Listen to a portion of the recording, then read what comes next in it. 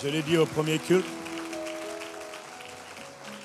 Je l'ai dit au premier culte tout à l'heure. Je vais vous dire une chose.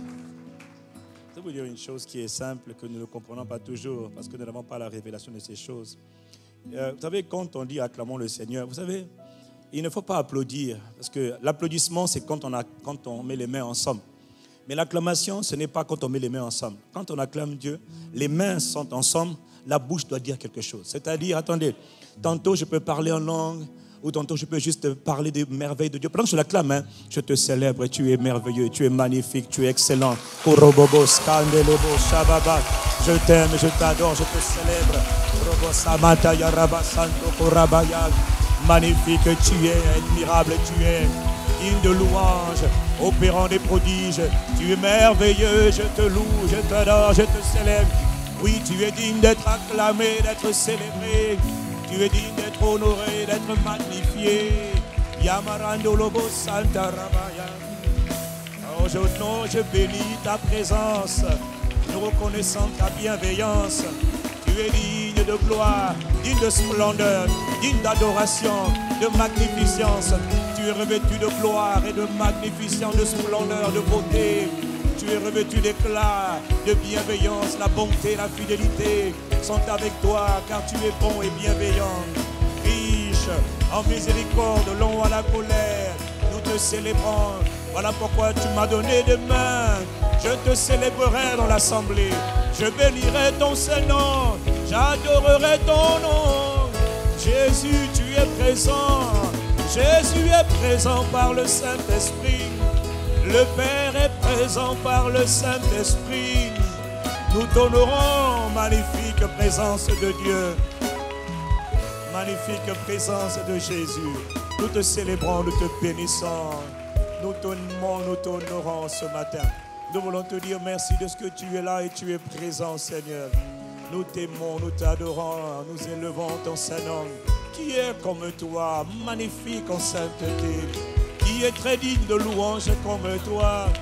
Je me tiens dans ta présence en compagnie de mon frère et de ma soeur pour t'élever, pour élever le nom de Jésus, pour glorifier le nom de Jésus. Jésus le Messie, Jésus le Christ, il est mon sauveur. Je suis rempli du Saint-Esprit, l'Esprit de Dieu est ici. Nous honorons, nous adorons, nous célébrons, nous ovationnons la personne du Saint-Esprit de Jésus. L'Esprit de Dieu, tu es digne de nos louanges, tu es digne de recevoir honneur et force et splendeur et majesté. Les acclamations ne sont pas pour le pasteur, elles ne sont pas pour l'Église, elles sont pour la tête de l'Église, elles sont pour le roi de gloire, elles sont pour le Père de gloire, elles sont pour le Seigneur de gloire. À toi nos louanges, à toi toute adoration, notre Père et notre Dieu. Nous t'honorons, nous te bénissons. Béni sois-tu, Seigneur. Ta présence est vraiment là ce matin. Et nous sommes honorés de nous tenir dans ta présence ce matin. Nous te remercions, Père. La parole déclare qu'un jour dans tes parvis vaut mieux que 1000 ailleurs. Mais nous ne disons qu'une heure dans tes parvis, une minute dans tes parvis, une heure dans tes parvis vaut mieux que 1000 heures passées ailleurs. Nous te disons merci de ce que ce matin nous sommes la bonne personne. Nous sommes au bon moment, au bon endroit. Et nous sommes là pour écouter la bonne parole qui vient du cœur de Dieu. Béni sois-tu, toi qui nous parles pour nous transformer davantage. Tu es Dieu au-dessus de la terre et tu es Dieu en nous. Tu es Dieu avec nous. Le plus grand des mystères, c'est quand tu es venu habiter en nous. Qui l'eût cru? Même Satan n'y croyait pas. Le monde des ténèbres n'y croyait pas. Dieu a traversé le ciel. Depuis le jour de la Pentecôte, il a commencé par 120 disciples. Dieu a traversé le ciel et il est venu habiter à l'intérieur de nous.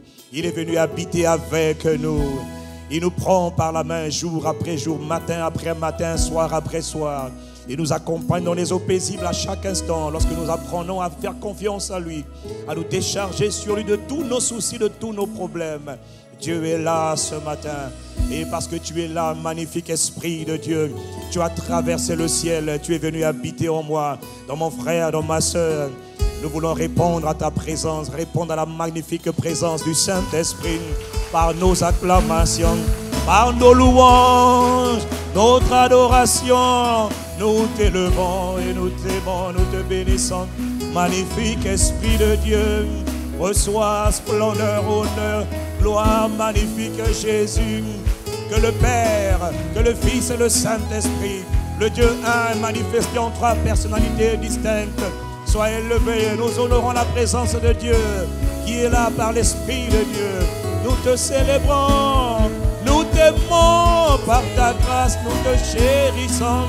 Que ceux qui l'aiment l'acclament ce matin et lui disent des mots d'amour. Oh, des paroles de charme bouillonnent dans mon cœur. Mes paroles sont pour le roi des rois, le roi de gloire, l'incomparable, le vivant. Il était mort hier, mais il est revenu à la vie 3 jours après. Ressuscité d'entre les morts, le roi de gloire, il tient les clés de la mort et du séjour des morts. Nul ni personne n'est comparable à lui. Il est l'agneau de Dieu, immolé avant la fondation du monde. Il est là ce matin, par le Saint-Esprit de Dieu. Nous honorons le glorieux, le majestueux, le redoutable, le formidable. L'Esprit de Jésus est là ce matin. Tu es là, Jésus, par ton Esprit. Nous t'honorons, nous te bénissons et nous te célébrons. Reçois honneur, louange et gloire. Magnifique Père de gloire. Nous ne sommes pas des orphelins, nous avons un Père. Là où nos pères ont échoué, lui n'échoue jamais. Il est notre paraclet, notre défenseur, notre conseiller, notre intercesseur. Il est le Saint-Esprit de Dieu, il est présent. Nous honorons ta présence, admirable Père. Tu es le Père qui réside en nous, notre tuteur, notre formateur, notre conseiller stratégique, notre défenseur. Tu es notre protecteur, notre héros, notre capacité, notre richesse, notre gloire, notre splendeur. À toi, magnifique Saint-Esprit de Dieu. À toi, Jésus de Nazareth, le Christ. À toi, notre Père céleste. À toi, notre Père présent par le Saint-Esprit. Nous t'aimons et nous t'honorons. Nous t'aimons et nous t'adorons. Reçois la splendeur. Reçois les ovations. Nous ne sommes pas fatigués de t'acclamer. Nous ne sommes pas fatigués de t'acclamer dans ce lieu. Nous honorons ta douce et ta glorieuse. Esprit de Dieu, tu es là ce matin. Nous t'aimons, nous t'adorons. Nous te célébrons, te chérissons. Esprit de Dieu, Esprit de Dieu. L'Esprit de Dieu est là. L'Esprit de Dieu est là. L'Esprit de Dieu est là. Et c'est parce que tu es là que j'acclame. C'est parce que tu es là que je me prosterne. Parce que tu es là que je lève mes mains. En ton honneur, admirable Père de grâce et d'amour. Nous t'aimons, nous te bénissons. Nous t'honorons et nous t'acclamons, nous te célébrons. Magnifique Esprit de Dieu. Oh, ramassé d'Alaba. Merci de nous remplir, merci de nous restaurer, merci de nous guérir. Merci de nous vivifier, de nous fortifier, de nous transformer. Ce matin, cher Saint-Esprit de Dieu, Seigneur, tu es présent par ton Esprit. Alors, cher Saint-Esprit, tu sais que nous ne sommes pas capables. Nous reconnaissons notre incapacité à dire ou à parler de ta part, à faire même quoi que ce soit par nos propres efforts.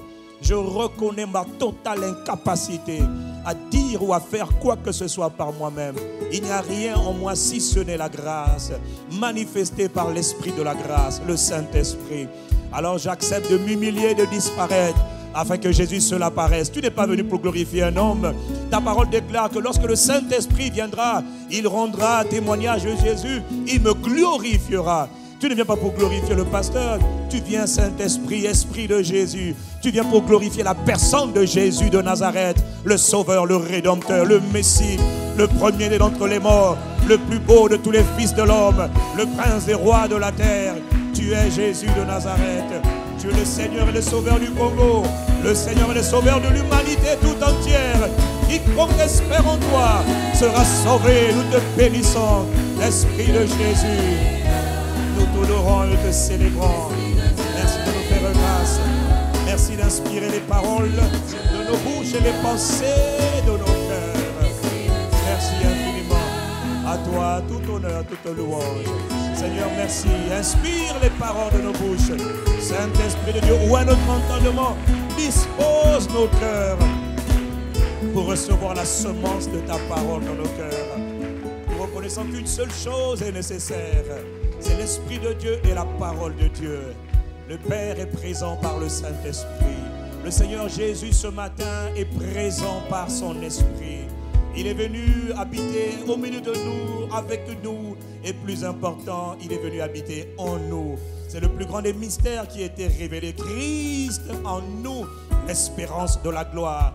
Là où ma vie était chaotique, là où ma vie était désastreuse hier, parce que l'Esprit de Christ est venu habiter en moi. Ma vie retrouve de la splendeur, de la noblesse, de la dignité, de la richesse, de la grandeur, de la puissance, de la force, de l'éclat, de la lumière, de la gloire, de l'impact, parce que l'Esprit de Dieu est là.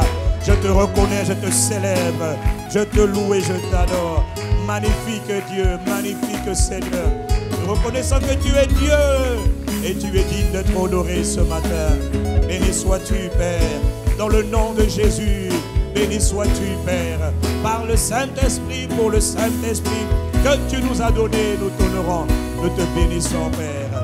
À toi qui fais ces choses, à toi qui as commencé l'œuvre de métamorphose, de transformation de nos vies, à toi qui es fidèle pour l'achever jusqu'au jour de Jésus-Christ. Pas à nous, mais à ton nom, nous voulons donner gloire. Y a-t-il quelqu'un qui peut l'acclamer en disant un bon Amen, Amen? Quelqu'un me donne un bon Amen pour Jésus. Quelqu'un me donne un bon Amen pour le Père. Donne-moi un Amen pour le Saint-Esprit. Donne-moi un bon Amen, je répète Amen.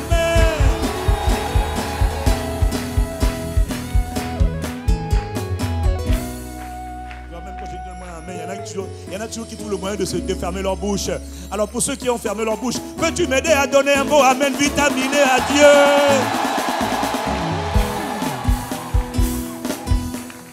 Vous savez, voilà pourquoi on vous a dit de chanter « Je suis rempli du Saint-Esprit ».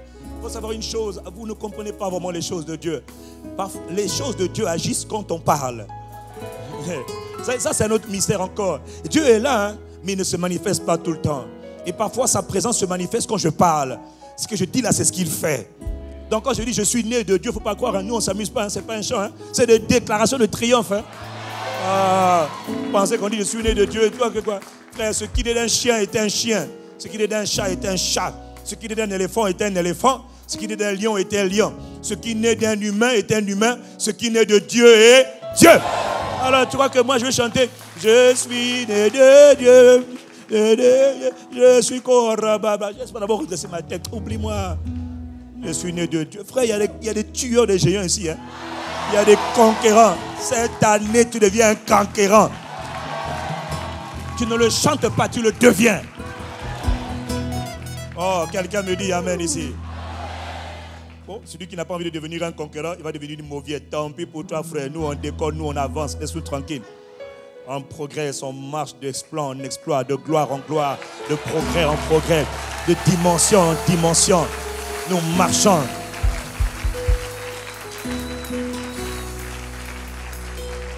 Et nous sommes fiers de dire, nous ne sommes pas remplis de la drogue ou de la convoitise. Nous ne sommes pas remplis de drogue ou de convoitise ou de méchanceté. Nous sommes remplis du Saint-Esprit de Dieu. C'est lui qui est notre passion, notre force. Il est celui que Jésus a attendu pendant 30 ans. 30 ans, Jésus de Nazareth, fils de l'homme, simple homme. Il était Dieu, mais il était simple homme. Il s'est dépouillé de sa divinité. Il est venu sur la terre. Et pendant 30 ans, il attendait quelqu'un. Cette personne est la personne la plus importante sur la terre. La Bible dit qu'il est sorti du Père. Il est l'Esprit du Père. Il est le Père qui est venu en Jésus de Nazareth. Et quand il est venu, sa vie a été métamorphosée parce qu'il était rempli du Saint-Esprit seulement. Oh, quelqu'un me dit Amen. Frère, contente-toi seulement d'être constamment rempli du Saint-Esprit. Et je te promets que le Congo entendra parler de toi, l'Afrique entendra parler de toi, la terre entendra parler de toi. Ce n'est pas une question de là où tu es aujourd'hui. Ah, dis-moi Amen. Alors maintenant, y a-t-il quelqu'un qui a envie d'acclamer le nom du Seigneur avant de s'asseoir? Béni sois-tu, béni sois-tu, béni soit Dieu. Béni soit Dieu. Béni soit ton Seigneur. Amen, amen, amen. Veuillez vous asseoir dans sa présence pour ceux qui le peuvent. Alors bienvenue, on vous l'a déjà dit, bienvenue un passant chrétien. Nous sommes au Congo-Brazzaville, le pays où Dieu règne. La gloire du Seigneur sera visible, remplira le Congo comme le sable de la mer et recouvre, comme la mer recouvre les fonds des eaux. La gloire de Dieu remplira le Congo. Je le dis moi-même, amen. Dans le monde de l'esprit, pour voir venir les choses, il ne faut pas seulement entendre, il faut proclamer les choses. Il faut parler aux choses que tu ne vois pas encore. Il faut parler, à force de parler, ce que tu finis par dire va devenir manifeste.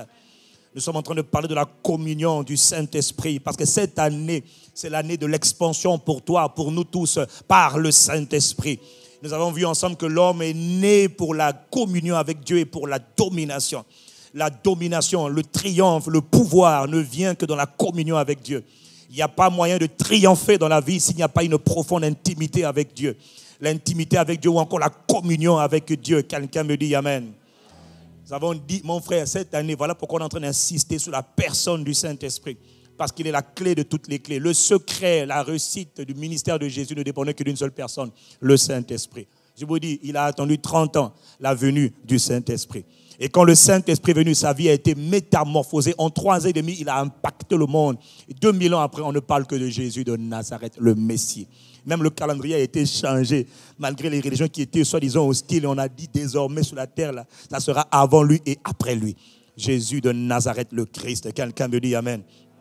Mais si le Saint-Esprit n'était pas venu, il n'aurait jamais été ce qu'il a été, ce qu'il est devenu. Son secret résidait dans sa communion avec la personne du Saint-Esprit, avec la personne du Saint-Esprit. Et nous avons vu ensemble qu'il est indispensable de développer, nous sommes sur ses traces, tel il est, tel nous sommes, tel il fait, tel nous faisons. Nous aussi, notre secret de l'épanouissement, de l'expansion, de la domination sur tout ce qui est circonstances, événements. La seule manière de dominer sur les événements, les circonstances, de triompher sur tout ce qui se met, maladie, événements, circonstances, problèmes, situations, c'est d'être rempli du Saint-Esprit. Donc d'avoir le Saint-Esprit, connecté constamment au Saint-Esprit. Et avec le Saint-Esprit, tu rentres dans une vie de triomphe. Dis-moi amen. C'était son secret, c'est notre secret aussi. Voilà pourquoi nous prenons le temps d'enseigner ces choses. C'était son secret, la communion avec Dieu. Quel Dieu? Le Dieu qu'il a attendu pendant 30 ans. Ce Dieu, on l'appelle le Saint-Esprit. Dis-moi amen. On a déjà vu que dans le ciel, il y en a 3 qui rendent témoignage. Le Père, la parole ou encore le Christ et le Saint-Esprit. Malheureusement, il est le Dieu oublié. Il est celui qui vient habiter en nous. Il a traversé le ciel, mon frère, ma soeur. Il est venu habiter en moi. Et je suis honoré et privilégié de dire que Dieu habite en moi par son esprit. Qui est ce Saint-Esprit? Il n'est pas un Dieu junior, il n'est pas un Dieu Seigneur. Non, non, non, non. Il est au même rang que le Père, le Fils. Il est le Saint-Esprit.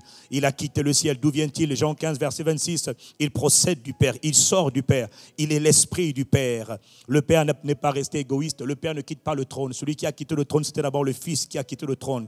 Le Fils est la parole du Père qui est venu mourir sur la croix pour nos péchés, toi et moi, et pour nous restaurer dans la communion avec Dieu. C'est pour ça que le Christ est venu. Restaurer la communion, restaurer la domination. Le pouvoir t'a été redonné par Jésus de Nazareth, le Christ. Quelqu'un me dit amen. Et lorsque Jésus est reparti auprès du Père, maintenant l'autre est venu, on appelle l'autre consolateur, le Saint-Esprit est venu. Il est l'Esprit du Père, il est l'Esprit de Christ, il est l'Esprit de Jésus. C'est le même Dieu qui est sur le trône dans les cieux. C'est le même Dieu qui est venu en moi habiter, en toi, en chacun de nous. Il est venu habiter parce que Dieu est partout. Il est venu par son esprit. Et il nous dit depuis plusieurs semaines que quand il vient habiter en toi, maintenant tu as quelque chose à faire. Il te fait rentrer dans une relation. Maintenant tu dois chercher à le connaître. Tu dois chercher à développer la communion avec lui. Ce n'est pas seulement t'arrêter à un simple niveau de relation. Nous avons vu ensemble que Dieu nous appelle dans 1 Corinthiens 1 verset 9. Dieu nous appelle nous tous, pas à la religion. Non, Dieu n'appelle personne à une religion. Dieu n'appelle personne dans une religion. Dieu nous appelle nous tous ni à la religion, ni à une simple relation, mais à une relation supérieure qu'on appelle la communion. Dis-moi amen. Une intimité profonde entre Dieu, entre le Père et ses enfants, entre le Créateur et sa création, entre Dieu et nous. Et c'est possible maintenant par son esprit. Quelqu'un me dit amen. Ce Saint-Esprit, il est le messager de la présence de Dieu. Toutes les fois, il est le messager de la présence de Jésus. Jésus, physiquement, n'est plus sur terre aujourd'hui, mais il est sur terre par son esprit. Il est parti, il est monté dans le ciel, il est assis à la droite du Père au moment où nous parlons. Mais celui qui est sur la terre, c'est son esprit. On l'appelle l'esprit de Jésus, on l'appelle le Saint-Esprit, on l'appelle l'esprit de Christ. On l'appelle aussi l'esprit du Père. C'est une seule personne, une personne divine. Et il est venu habiter en moi. Béni soit son nom, Hosanna à son nom, élevé soit son nom, béni, célébré soit sa majesté. Il est totalement Dieu. La personne la plus oubliée, la plus rejetée dans l'église, c'est lui. Mais il est bienvenu ici, il est bienvenu en toi, il est bienvenu en moi. Dis-moi un bon Amen. Il faut le reconnaître, il faut le célébrer, il faut l'honorer. Dis avec moi, Dieu habite en moi. Tu vois, ce n'est pas Dieu qui est dans le ciel. Non, Dieu est dans le Père est dans le ciel. Mais en même temps, curieusement, le Père est dans le ciel. Mais le Père est aussi en moi par son esprit. Mystère des mystères. Dis-moi Amen. Quand tout à l'heure, tu dis bienvenue Père en moi. Bienvenue Saint-Esprit de Dieu. Tu es mon trésor, tu es mon amour, tu es ma vitalité, tu es mon maître, tu es mon guide, tu es mon soutien. Tu es mon tout, tu es tout ce dont j'ai besoin. Quelqu'un me dit Amen ici et je continue. Il faut développer la communion, une relation intime avec celui qu'on appelle le Saint-Esprit, avec Dieu le Saint-Esprit. Selon qu'il est écrit que la grâce de notre Seigneur Jésus, l'amour de Dieu le Père et la communion du Saint-Esprit soient avec chacun d'entre nous. Et cette année, je vous assure, Dieu nous emmène dans une dimension dans laquelle nous n'avons jamais été, la dimension de l'intimité. Parce que pour être un véritable conquérant, un véritable triomphateur, il faut aller dans l'intimité secrète avec Dieu. Et nous avons vu ensemble que la communion avec Dieu commence par la prise de conscience de la présence de Dieu. Dis avec moi, Dieu habite en moi. Et quand tu le dis, il faut souvent le dire. Il faut dire le souvent. Dis-le souvent. Dieu habite en moi. Tu sais, on dit souvent quand les femmes sont enceintes, on demande souvent aux femmes de toucher leur ventre puis de parler à leur bébé pour donner de la confiance à leur bébé. Est-ce que quelqu'un peut me dire Amen? Une femme qui est enceinte, qui n'a jamais touché son ventre pour dire tu es mon enfant, je t'aime. Les femmes doivent caresser. Ça a l'air bête aux yeux des hommes, mais c'est important pour l'enfant qui est dans le ventre, qu'il sache que papa, maman l'aime. Des fois, on parle à l'enfant, on dit je t'aime mon enfant. Tu es bienvenu, tu es célébré, tu es aimé déjà avant même que tu sortes. C'est extrêmement important de faire cela pour les enfants parce que l'enfant qui est devant de sa mère sait, il vit tout ce que la maman est en train de vivre. Il vit tout l'environnement déjà, mais il est à l'intérieur du sein maternel. Frère, Dieu est en toi, parle à ton Dieu.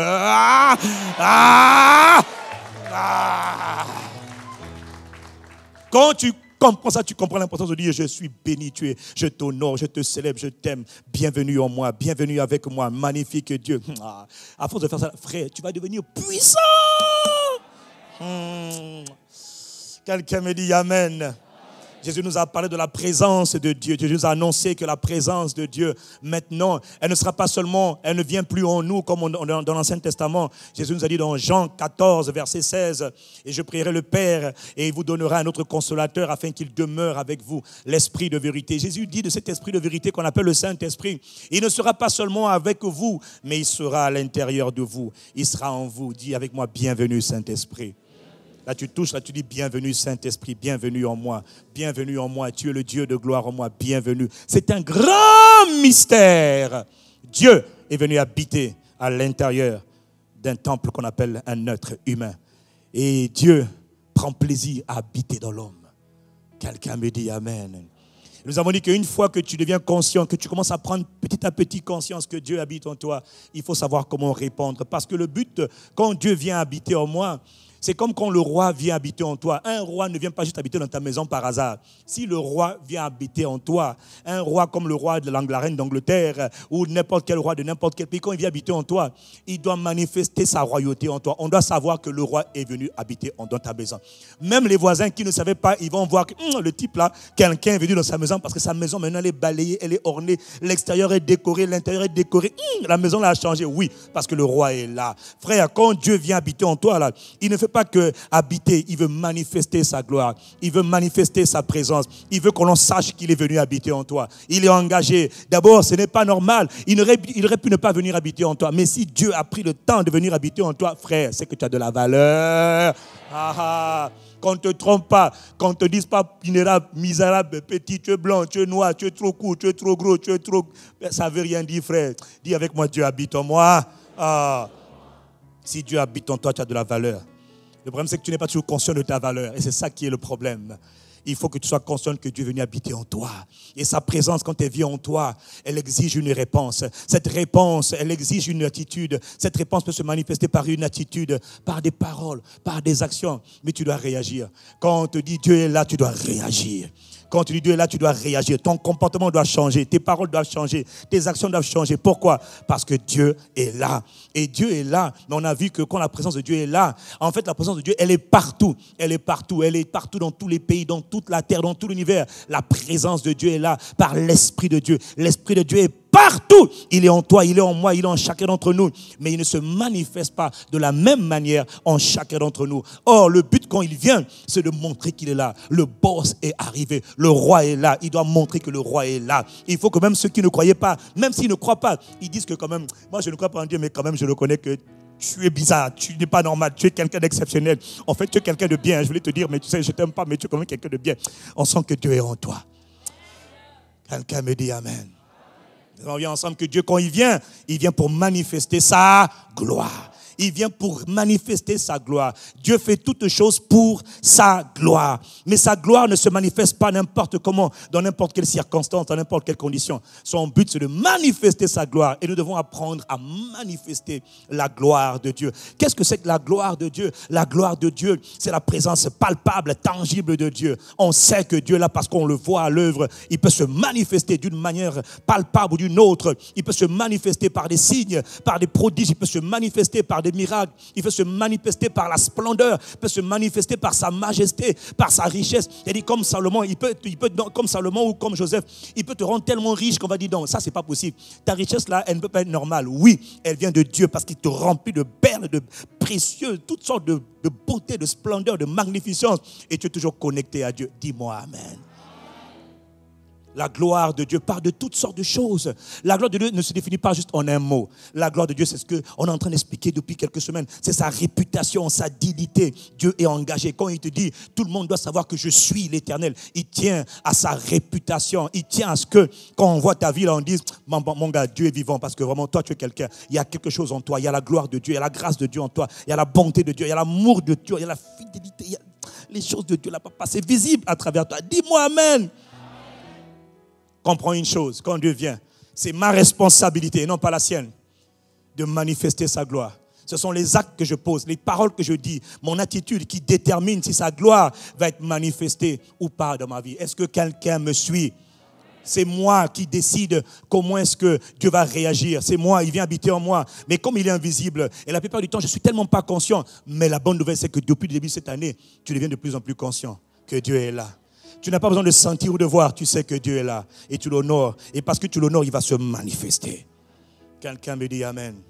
Et une des choses que l'on va regarder aujourd'hui, c'est comment faire pour que la gloire de Dieu soit manifeste.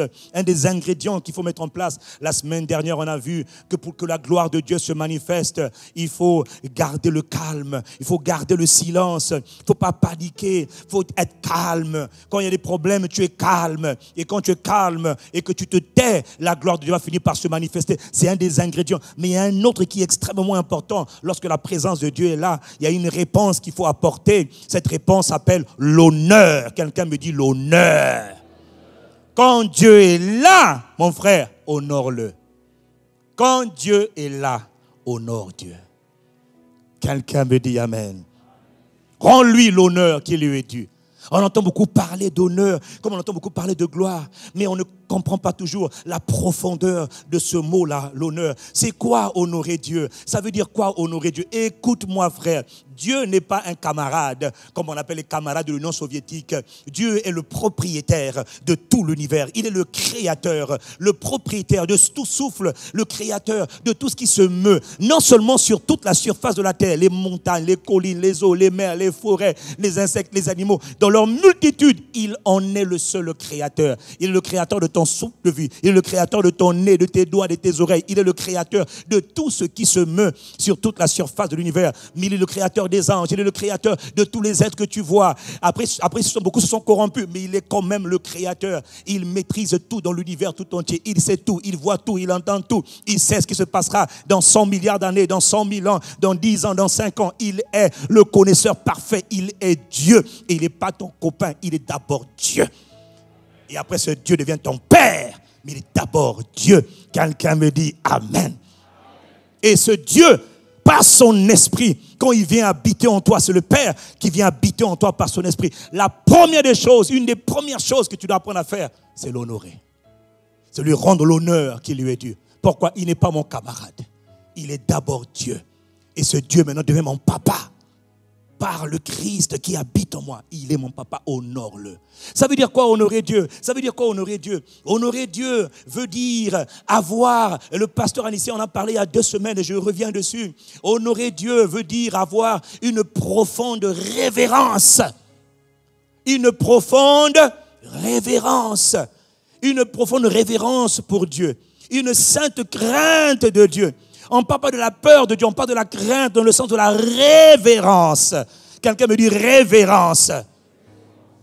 Quand Dieu est présent, il faut lui donner le respect, la révérence qui lui est due. Lorsqu'on te dit que le chef de l'État est dans ta maison, tu peux pas être là en train de dire, ah ouais, bonjour, monsieur le président, ça va? Vous venez d'où? Tu es au palais. Excusez-moi, tu es fou, on peut même te mettre une balle à la tête comme ça, là, bêtement. Pour impolitesse exagérée, pour mépris de la présence de Dieu. Dis-moi, je dois révérer Dieu. Avant que je te dise c'est quoi concrètement révérer Dieu, parce qu'il nous faut revoir certaines définitions de l'honneur. Vous savez, le monde nous a habitués à toutes sortes de définitions, d'explications. Et voilà pourquoi quand nous rentrons dans la parole, nous avons du mal à comprendre la parole. Parce que nous comprenons la parole par rapport à notre monde. Non, il faut comprendre la parole selon Dieu. Mais avant ça, il faut d'abord que je te dise, est-ce qu'il y a des avantages à honorer Dieu? Pourquoi est-ce qu'il faut honorer Dieu? Il y a une multitude d'avantages, bien entendu. Je te citerai que quelques-uns des avantages que le Seigneur m'a donné cette semaine. Et pendant qu'il me donnait ça, j'étais excité. Tout ce que je faisais qu'écrire, j'étais excité. Je disais, ouh! Seigneur, je m'engage à honorer Dieu davantage, d'avoir un profond respect, une profonde révérence pour la personne de Dieu. Pas celui qui est le Père, pas Jésus qui est dans le ciel avec le Père, et celui qui est venu habiter en moi, le Saint-Esprit. Il est Dieu. Honore-le, révère-le. Dis-moi Amen. Quels sont les avantages? Y a-t-il des avantages? Est-ce que c'est si important d'honorer Dieu? Premièrement, dans 1 Samuel 2, verset 30, Dieu nous dit ceci, Dieu nous parle, il nous dit, moi l'Éternel, j'honorerai celui qui m'honore. Je vais honorer celui qui m'honore. Ça, c'est Dieu qui parle. Je vais honorer celui qui m'honore. Mais ceux qui me méprisent seront méprisés. Ceux qui me méprisent seront méprisés et ceux qui m'honorent seront honorés. Qui parle? Le Créateur qui est venu habiter en moi par son esprit. Qui parle? Le propriétaire de tout l'univers. Le propriétaire de tout l'univers. Donc le Congo là, il est aussi le propriétaire du Congo. L'Afrique, il est le propriétaire de l'Afrique. Aucun être humain en Afrique n'a le droit de lui dire quoi que ce soit. Il est le propriétaire. Si tu l'agaces, il t'enlève le sceau de vie. Tu meurs avec toute la puissance que tu as. Tu disparais en un temps. Méfiez-vous de Dieu. Il est pas... Elle lui dit que Dieu est grand par sa force. Il est terrible. Voilà qu'on appelle le Dieu redoutable. Quelqu'un me dit Amen. Il dit, je vais honorer celui qui m'honore, mais ceux qui me méprisent, c'est-à-dire ceux qui me rejettent, me refusent, ceux qui me repoussent, ceux-là aussi, ils seront méprisés. Il dit, celui qui me méprise, et dans la version hébreu, ça veut dire celui qui me rejette, me refuse, celui qui me repousse, ceux qui me repoussent, donc qui refusent de me donner les honneurs qui me sont dus. Ceux-là, ils seront méprisés. Ça veut dire quoi? Ceux-là, ils seront abaissés, ils seront diminués, ils seront secoués, ils seront retranchés, ils seront écartés, ils seront maudits, ils seront affaiblis. Qui? Ceux qui méprisent, ceux qui ne veulent pas honorer Dieu. Dieu dit, frère, si tu ne m'honores pas, je ne t'honore pas. Parfois, nous croyons que si nous n'honorons pas Dieu, dans sa grande miséricorde, il va quand même nous honorer. Faux! Dieu dit, moi j'honore ceux qui m'honorent. J'élève ceux qui m'élèvent. Je rends gloire à ceux qui me rendent gloire. Frère, est-ce que cette affaire d'honorer Dieu là, ça paye? Mon gars, ça paye beaucoup. Ça paye trop bien même, dis-moi Amen. Et quand il te dit j'honorerai, ça veut dire que je vais les couvrir de gloire. Frère, quand Dieu dit, j'ai trouvé sur la terre quelqu'un qui m'honore, je le couvre de gloire. Satan dit, je ne suis pas d'accord, je ne suis pas d'accord. Le monde dit, je ne suis pas d'accord. Quand Dieu a dit, je veux t'honorer, frère, reste tranquille. Oh, dis-moi Amen et je continue ici là. Quand Dieu a parlé, qui va s'opposer à la parole de Dieu? Qui va s'opposer? C'est parce que nous ne connaissons pas Dieu. Nous chantons, nous dansons, mais nous ne sommes pas conscients que Dieu habite en nous et de sa toute puissance. Dieu a dit, je t'honore. Frère, crains Dieu seulement. Développe une profonde révérence pour sa personne. Dis-moi Amen.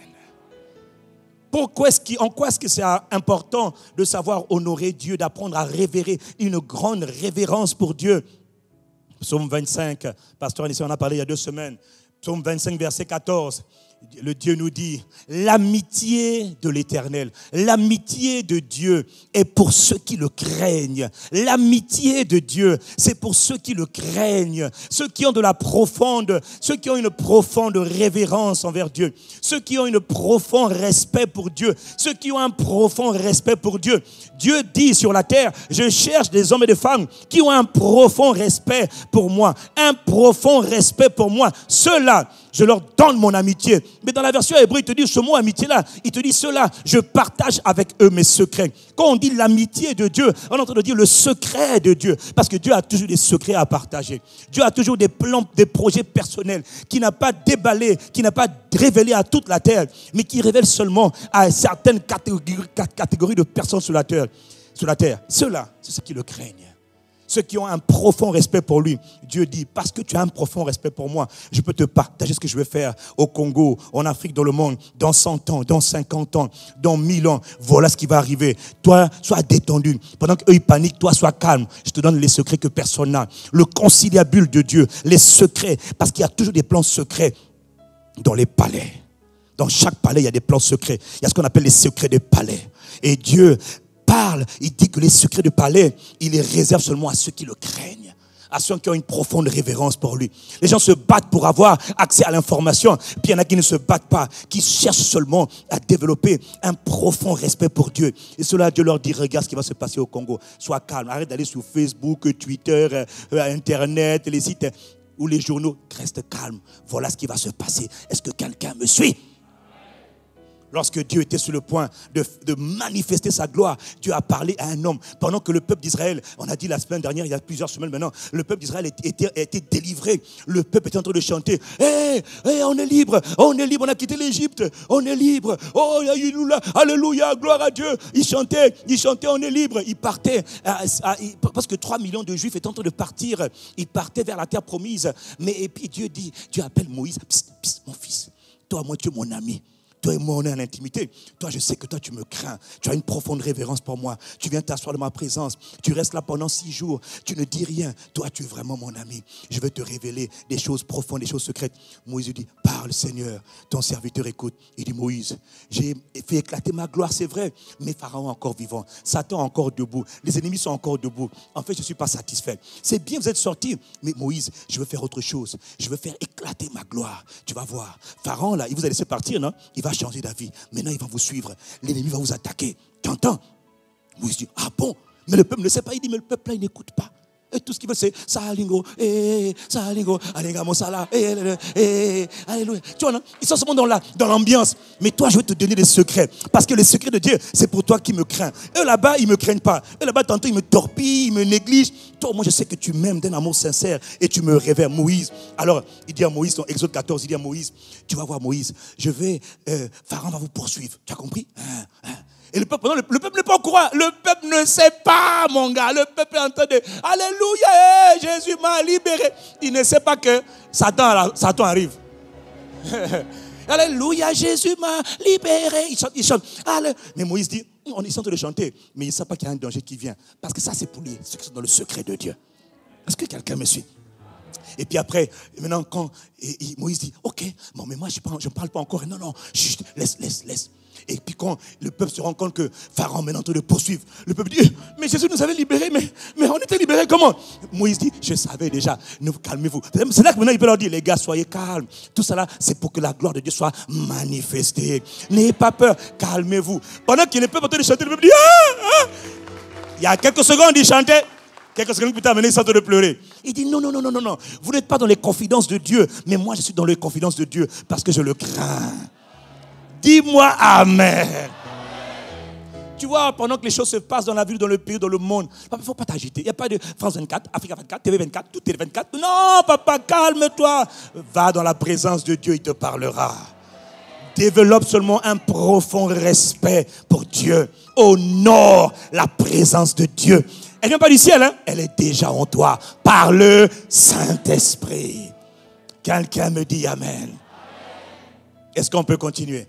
Dans le psaume 103, Dieu nous dit encore pourquoi est-ce qu'il faut apprendre à cultiver, à développer une profonde révérence, un profond respect pour sa présence. Il nous dit, autant les cieux sont élevés au-dessus de la terre. Ça c'est fort.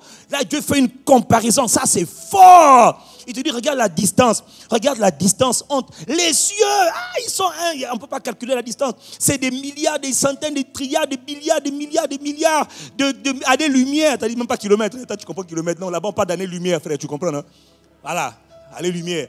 Ça veut dire quoi, papa? C'est compliqué. Ton cerveau, là, ne peut pas retenir ce genre de choses-là. Tu vois? Il dit, il y a une distance infinie entre les cieux et la terre. Il dit, de la même manière, ma bonté, dis avec moi la bonté de Dieu.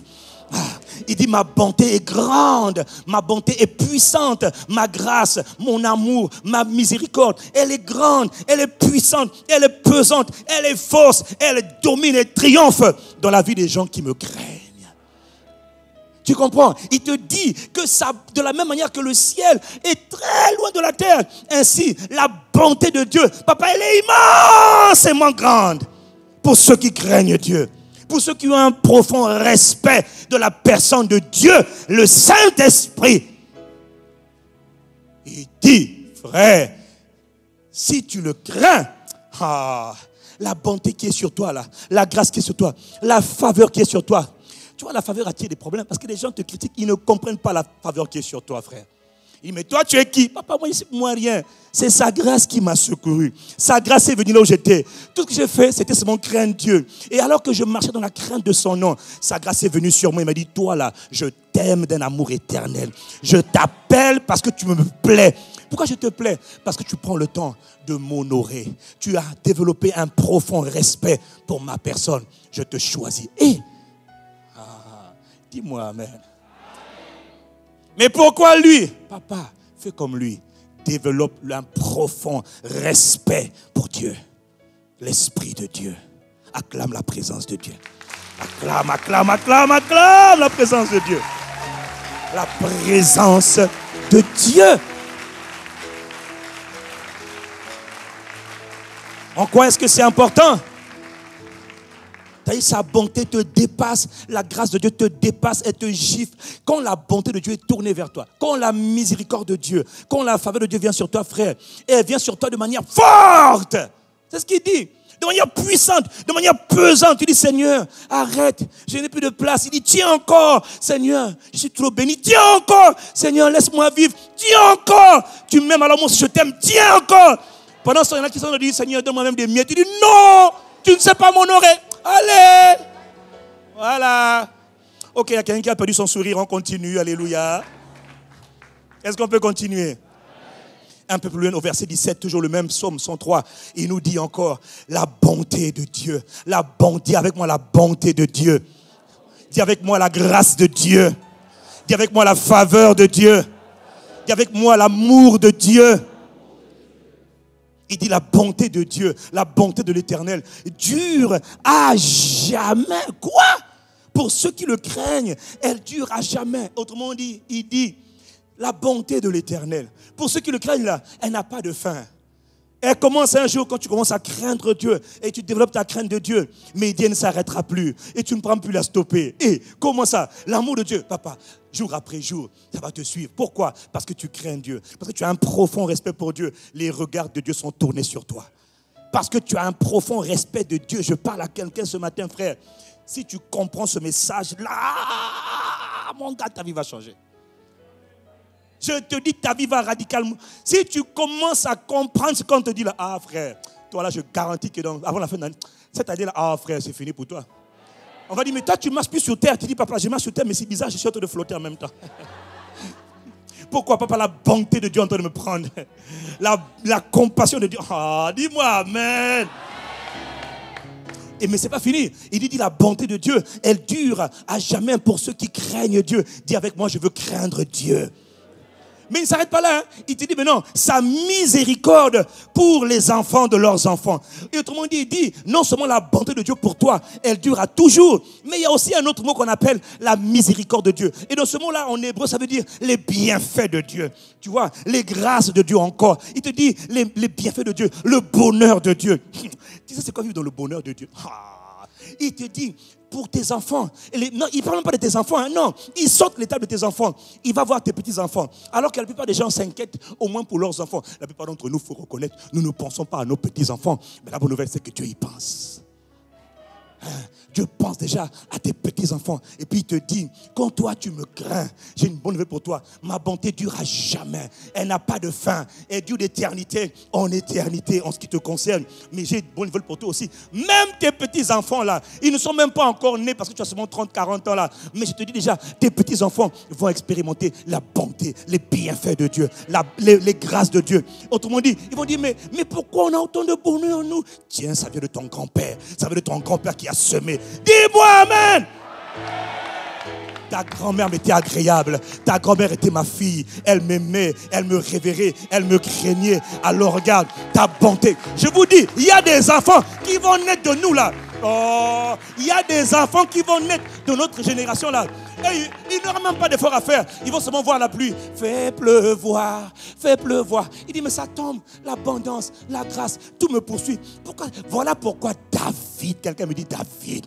David était un homme qui aimait Dieu et qui craignait Dieu. Il avait un profond respect de Dieu. David, on lit de lui dans le psaume 23, au verset 6, David a dit, oui, certainement, certainement, le bonheur et la grâce de Dieu m'accompagneront. Mais c'est pas ça, c'est me poursuivront tous les jours de ma vie. Tu vois, je déclare que nos enfants, nos petits-enfants vont vivre cette parole où le bonheur et la grâce de Dieu vont les poursuivre tous les jours de leur vie. Ils habiteront dans la maison de Dieu, dans la présence de Dieu. Oh, quelqu'un me dit amen. Mais regarde les gens comme les Abraham. Regarde les gens comme les Abraham. Abraham était le père. Il a eu Isaac. Isaac était béni. Mais Dieu ne pensait pas seulement à Isaac. Il pensait à Jacob. Jacob était béni. Dans tous les sens du terme, ils étaient bénis. Même quand les ennemis se levaient contre eux, ils étaient bénis. Parce que Dieu les avait déclarés bénis. À cause de qui? À cause d'Abraham. Après, tu as eu les 12 enfants de la tribu. Après, tu as eu les 12 enfants de Jacob. Eux aussi, ils étaient bénis. Jusqu'à aujourd'hui. Le peuple-là, ce peuple-là, cette descendance matérielle, naturelle d'Abraham est toujours bénie. Combien pour votre raison, la descendance spirituelle d'Abraham est bénie? Dis-moi amen. Cette bénédiction, cette grâce, ces bienfaits viennent de ce qu'il y a des parents qui ont marché dans une profonde révérence avec Dieu. Est-ce que quelqu'un me suit ce matin? Frère, cette affaire-là, ça paye. Marcher avec Dieu, dans la crainte de Dieu, dans un profond respect de Dieu. Frère, ça paye. Toi, tu cherches ton salaire, mais ton salaire ne te paye pas. C'est la crainte de Dieu qui paye. Et je n'ai pas donné d'autres versets où on dit qu'à la crainte de Dieu est attaché l'honneur, la récompense, la richesse, la gloire, la renommée. Tout ça là dans la crainte de Dieu. Frère, ça paye cash. Toi, tu veux une voiture. Tu te dis, mais la crainte de Dieu va te donner un bac de... Oh, papa. Et tu vas me dire, bon, Congolais, prenez des voitures. Ça vient d'où, papa? Je ne sais pas, mais ça vient de Dieu. Je ne sais pas d'où c'est sorti, mais ça vient de Dieu. Quelqu'un dit amen. Ce que je suis en train de te dire, c'est que si seulement tu t'engages à marcher dans la crainte, une profonde révérence, un profond respect pour la présence de Dieu, l'Esprit de Dieu. La présence de Dieu aujourd'hui sur la terre, elle est manifeste par l'Esprit de Dieu. Celui que nous avons tellement oublié. Voilà pourquoi nous souffrons tellement. Et quand nous le remettons au premier plan, il va manifester sa gloire. Dis-moi amen. La présence de Dieu fait toute la différence. Mais je te dis, pourquoi nous parlons de l'honneur? Parce que nous disons que si tu veux voir la présence, la gloire de Dieu manifeste, honore Dieu. Mais ça veut dire quoi honorer Dieu au fait? Parce qu'honorer Dieu maintenant, on chante. Est-ce qu'honorer Dieu, c'est le fait de chanter Dieu? C'est vrai. Il y a plusieurs manières d'honorer Dieu. Et par la grâce de Dieu, on va les voir. Il y en a tellement, et c'est tellement profond. Mais une des manières d'honorer Dieu, quand Dieu est là, je me prosterne, je lève ma main, j'acclame. Ce sont des manières de l'honorer. Dis-moi amen. Ce sont différentes manières. Quand je me prosterne, je ne suis pas en train de me dégrader. Bien au contraire, je suis en train de m'élever. Parce qu'il lui a dit, ceux qui m'honorent là, c'est ceux que je vais élever, ceux que je vais honorer. Toi, tu veux honorer les hommes et tu ne veux pas honorer Dieu. Voilà pourquoi les hommes vont t'écraser et ceux qui honorent Dieu, tu vas les élever. Terminé, un point, un trait. Mais Dieu nous dit, honorer Dieu ne se demande pas seulement dans le fait de se prosterner. Parce que tu vois, on verra la semaine prochaine si Dieu permet, la semaine d'après. Parce qu'on peut même se prosterner sans honorer Dieu. Et pourtant, dans l'honneur qu'on donne à Dieu, dans la révérence qu'on donne à Dieu, il y a la partie physique, il y a la partie naturelle, il y a la partie du cœur aussi. Est-ce que quelqu'un me suit? Il y a ce que je dis avec ma bouche, il y a ce que je fais avec mon cœur. Les deux sont totalement synchrones. Sinon, on va vivre le passage où il dit, mon peuple, ce peuple-là, il m'honore des lèvres. Avec la bouche et les lèvres, mais leur cœur n'est pas avec moi. Leur cœur me déshonore, mais ils sont en train de me louer. Mais ils ne sont pas avec moi. Est-ce que quelqu'un me suit? Est-ce que quelqu'un me suit? Donc honorer selon Dieu n'est pas vraiment la même chose que honorer selon les hommes. Honorer selon Dieu, c'est quoi? Le pasteur Anissé l'a dit il y a 2 semaines. Honorer selon Dieu en réalité, c'est avoir un profond amour pour Dieu.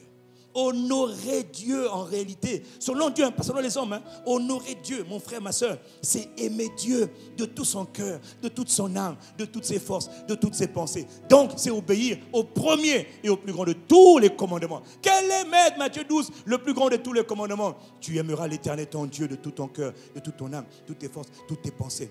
Et tu vois, le problème, c'est que parfois nous parlons de ces choses, nous parlons de l'amour, mais nous ne comprenons pas tellement l'amour selon Dieu. Quelle est la véritable définition de l'honneur selon Dieu? C'est d'aimer Dieu. Et il a pris l'exemple d'Abraham. Regardez comment Abraham, il aimait Dieu. Mais Abraham, non seulement son cœur était attaché à faire plaisir à Dieu, mais Abraham avait une profonde révérence pour la présence de Dieu. Dis-moi amen. Au point, le jour où Dieu parle à Abraham, il dit à Abraham, je te demande, Abraham, de me donner ton fils, ton unique. Abraham dit, quoi? Le petit que j'ai attendu depuis des années là, plus de 25 ans d'attente, maintenant je dois te l'offrir en sacrifice. Hey! Le petit qui s'appelle, avec qui on fait des guili là, mon petit Isaac là, ah papa, mais c'est ma vie, c'est mon nom, c'est mon présent, c'est mon héritage. Il dit, donne-moi ce que tu as de plus précieux, offre-le-moi, sacrifie-le-moi. Et la Bible dit, Abraham se leva dès le matin, il s'est empressé d'aller obéir à un ordre qui est totalement impossible, difficile à obéir. Mais à cause de la grande révérence et de la passion qu'il avait pour Dieu dans son cœur, Abraham a pesé l'amour de Dieu, l'amour pour Dieu. Et il a pesé l'amour pour Isaac. Il a dit, Dieu ne peut pas avoir de pareil. Dieu est sans pareil. Dieu est sans comparaison. Alors, je décide d'obéir. Ça, c'est parce qu'il aimait Dieu de tout son cœur. C'est-à-dire comme ça, négocier. Et comme disait le pasteur Anissé, pendant 3 jours de marche, frère, tu as le temps de changer d'avis. Pour faire qu'ils me disent, va seulement au bout de la rue. Je te sacrifie tout de suite. Mais pendant 3 jours de marche, tu dois sacrifier ce que tu as de plus précieux. Tu vois ton enfant en train de rire, ton enfant en train de t'appeler, en train de sauter dans tes bras. Et tu sais que dans quelques heures, ton enfant, tu vas devoir le sacrifier à Dieu. Quel sacrifice, quel combien profond sens du respect et de l'amour qu'il a pour Dieu. Béni soit Dieu pour Abraham. Et notre génération encore te dit seulement, sacrifie ton argent, sacrifie ton temps, sacrifie tes trésors. C'est trop, je n'ai pas assez. Donne-le pas assez que tu as là, offre-le à Dieu. Mais je vais vivre avec quoi? Tu as vu, nous on est tellement déformés qu'on n'a pas compris c'est quoi aimer Dieu. Aimer Dieu, on ne négocie pas. Voilà pourquoi il nous faut redéfinir. Il nous faut redéfinir c'est quoi l'amour ou l'honneur selon Dieu. Quelqu'un me dit amen. Parce que les hommes, je sais, depuis que tu as donné ta vie au Seigneur, depuis que tu es né de nouveau, tu as grandi. Beaucoup d'entre nous ici, nous avons grandi, nous avons mûri. Regarde déjà par rapport à hier, comment même ta vie a changé. Avant, tu ne pouvais pas dire « Je t'aime Seigneur, je t'aime mon Père. Père, je t'aime. » Tu ne savais pas dire ce genre de choses. Maintenant, tu as appris à le faire et tu es sincère et tu es bien disposé, c'est vrai. Tu es en train de progresser dans l'amour pour Dieu. Dis-moi amen. Mais il y a d'autres dimensions de l'amour que tu n'as pas encore découvert. Il y a d'autres dimensions de l'amour qu'on appelle l'amour sacrificiel. L'amour où tu t'oublies. L'amour où Dieu, finalement, est plus important que tout. L'amour où la volonté de Dieu est non négociable. Ce que Dieu a dit, je ne peux pas le négocier. C'est ce que Dieu a dit. C'est dit, je ferai ce que Dieu a dit. Quelqu'un me dit amen. Il y a une dimension de l'amour de Dieu, frère, où on apprend juste, quand on aime Dieu, à honorer Dieu. En fait, où l'amour et l'honneur sont totalement mélangés. Or, dans notre monde, il faut faire attention, parce que dans notre manière d'aimer Dieu aujourd'hui, on peut aimer Dieu et puis déshonorer Dieu. On peut aimer Dieu selon la définition du monde, pas la définition de Dieu, mais déshonorer Dieu. Qui a des enfants ici ou qui a des nièces, des neveux? Qui a déjà des nièces, des neveux? Lève ta main. Si tu as déjà des nièces, des neveux, etc. D'ailleurs, même toi-même, tu as été nièce, enfant de quelqu'un. Alors, imagine. Papa, maman ou tonton, tantine en dit, toi, tu habites dans ma maison, mais tu sais que quand ce sont tes enfants, ils t'aiment. Tes neveux, tes nièces, ils t'aiment, surtout quand tu es avec eux tout le temps. Ils t'aiment. Et puis le lundi, tu dis aux enfants, les enfants, je vous demande de faire votre lit, ranger votre lit et ranger votre chambre. Je veux que quand je rentre à la maison, votre chambre soit propre. Les enfants disent, oui maman, je vous aime. Moi aussi je vous aime papa, je vous aime maman. Ok, on s'aime les enfants, les parents, ils s'aiment. Et puis finalement, les enfants sont partis. Tu es parti, tu reviens le soir, la chambre n'a pas été faite. La chambre n'est pas rangée, c'est le boxon, c'est le désordre. Tu dis, mais qu'est-ce que je vous avais dit? Rangez les chambres. Il fallait faire vos chambres. Je suis en train de vous éduquer. Faites vos chambres, faites vos devoirs. Oui, papa, on a oublié. Très bien. Mardi, tu leur donnes les mêmes instructions. Range ta chambre, fais tes devoirs, fais ton lit, fais tes placards propres. D'accord? Oui, papa, bisous, bisous. Tu reviens le soir. Oh, c'est encore la pagaille. Rien n'a été fait. Mais mes enfants, je vous ai dit de faire. Faites-moi plaisir, faites vos chambres. On t'aime, maman. Mais on se moque de tes instructions. Mais on t'aime, hein, on t'aime. Ok, dernière chance. Mercredi, faites votre chambre, faites vos affaires, soyez propres, faites vos devoirs. Et le mercredi, tu arrives, ils n'ont rien fait. Tu vas dire quoi? Qu'ils ne t'aiment pas? Si, en réalité, ils t'aiment.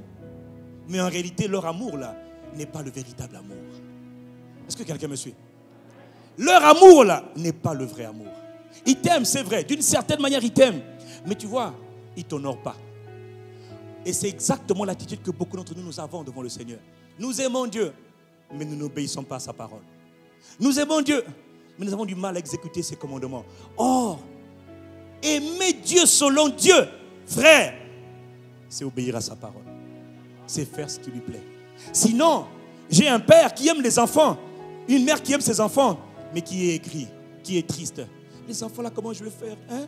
Vraiment, je leur parle, ils ne m'écoutent pas, comment on va faire, hein? Vraiment. Et tu vois, maintenant, du coup, les parents sont irrités. Les parents sont déçus. Ils aiment les enfants, mais ils ont le cœur serré. Ils aiment leurs enfants, mais ils sont déçus. Ils aiment leurs enfants, ils essaient de développer une habitude, une éducation aux enfants, mais les enfants ne branchent pas. Pourquoi est-ce qu'ils ne répondent pas? Et tu me m'inquiètes, tu dis, mais qu'est-ce que je leur ai fait? Qu'est-ce que je dois faire? Qu'est-ce que je dois faire pour qu'ils comprennent? C'est pour leur bien. Est-ce que quelqu'un comprend de quoi je parle? Ton cœur de père ou de mère est un peu angoissé parce que l'enfant n'est pas en train de faire ce que tu attends qu'il fasse. Or, tu sais que c'est pour son bien. Et pourtant, l'enfant t'aime, oui, mais il n'est pas en train de t'obéir. Mon frère, ma soeur, ça c'est la définition du monde. Honorer Dieu, selon Dieu, c'est aimer Dieu. Et quand on aime Dieu, on fait ce que Dieu dit de faire. Quelqu'un me dit Amen. Voilà pourquoi dans le livre de 1 Jean, plutôt de Jean, chapitre 14, verset 15, écoutez ce que le Seigneur nous dit. Il nous faut percevoir ce qu'on appelle réellement honorer Dieu. Jésus dit dans Jean 14, verset 15, si vous m'aimez, gardez mes paroles, gardez mes commandements, gardez mes enseignements.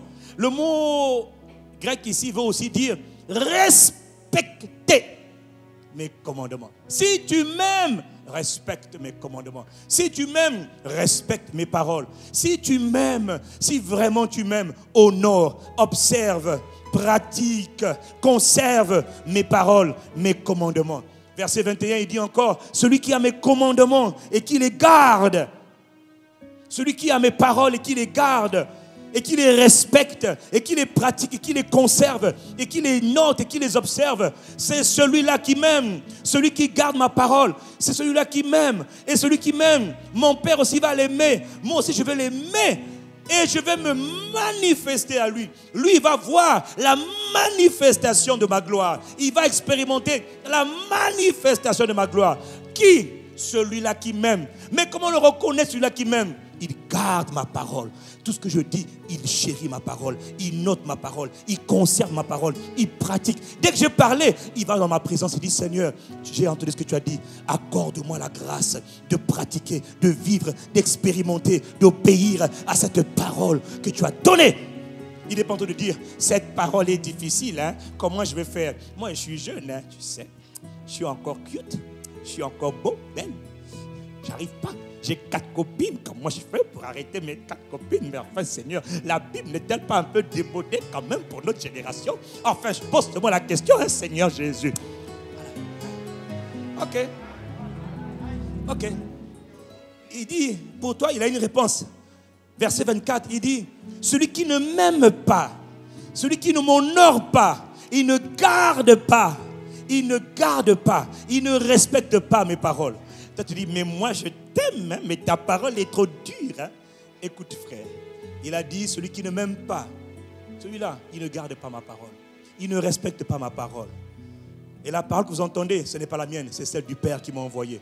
Autrement dit, celui qui est sur le trône, papa, qui parle par son esprit, tu oses refuser, rejeter, mépriser, négocier la parole de Dieu. Tu ne respectes pas Dieu. Tu as beau dire, je t'honore, je t'honore. Il t'écoute, il dit, mais ce peuple-là, il m'honore des lèvres, mais leur cœur n'est pas avec moi. Elle est hypocrite. Ton amour est un amour hypocrite. Cette obéissance est une obéissance qui est hypocrite. Est-ce que quelqu'un me suit? Est-ce que quelqu'un me suit? Oh oui, je vous sens un peu timide maintenant, là, c'est ça, continuez comme ça. Dans 1 Jean 5, verset 3, juste pour t'enfoncer le clou, hein, tu vois, non? Il te dit, l'amour de Dieu consiste à garder, à respecter ses commandements. Mais tu vois, la phrase d'après, il te dit, mais les commandements de Dieu ne sont même pas pénibles. Ce ne sont pas un fardeau. Pourquoi tu as tendance à dire que, la parole de Dieu, là, vraiment, s'abstenir, là, avant le mariage, là, vraiment, c'est dur, hein? Ne pas faire d'adultère, là. Ben papa, moi, j'ai connu que ça toute ma vie. Mais on va faire comment? Ne plus mentir, là. Yeah! Transparent, là. Yeah! Ça, c'est une vie compliquée. Mais je ne m'en sortirai pas. Tu t'en sortiras. Parce qu'il dit que l'amour de Dieu consiste à garder ses commandements. Quand tu aimes Dieu, tu décides d'aimer Dieu, il va te faire la grâce d'obéir à sa parole. Et il te dit, ces commandements ne sont même plus un fardeau. Pour beaucoup, c'est trop dur. Hein? Un jour, il y a une sœur qui m'a dit, le pasteur, là, je l'aime bien, mais quand je l'écoute, il me pousse à renoncer à mon copain. Moi, j'aime trop mon copain. Tu as fait ton choix. Tu as décidé de ne pas aimer Dieu. Il a dit, hein, ceux qui ne m'honorent pas, ceux qui me méprisent, ils seront méprisés aussi. T'inquiète pas, ton copain, là, ça va finir par ça va s'arrêter. Non, ce n'est pas un souhait, c'est une évidence. Ça va diminuer, ça va s'affaiblir, ça va être humilié, ça va être maudit. Mais c'est la parole qui dit ça. Ok, comme tu ne crois pas, ce n'est pas un problème. On va continuer. Quelqu'un me dit amen et je continue. Il dit au verset 4 que tout ce qui est né de Dieu, si tu es né de Dieu, tu as reçu la capacité par le Saint-Esprit de triompher du monde. Avec ses convoitises, ses envies, ses besoins, ses désirs, tu triomphes du monde. Là où tu étais un bandit sexuel, là où tu étais un bandit dans tous les domaines, tu deviens un homme sage, un homme intelligent, un homme qui a de la retenue, de la maîtrise. Pas par tes propres efforts, mais parce que l'Esprit de Dieu en toi te rend capable lorsque tu t'humilies devant Dieu. Toutes les fois que j'ai changé, c'est les fois où j'ai crié à Dieu. Toutes les fois que tu as été changé, c'est les fois où tu as crié à Dieu. Je l'ai dit vendredi, je le dis encore. Toutes les fois que tu fais beaucoup d'efforts toi-même pour changer, tu n'arriveras pas à changer. Mais quand tu dis, Seigneur, j'ai entendu ta parole.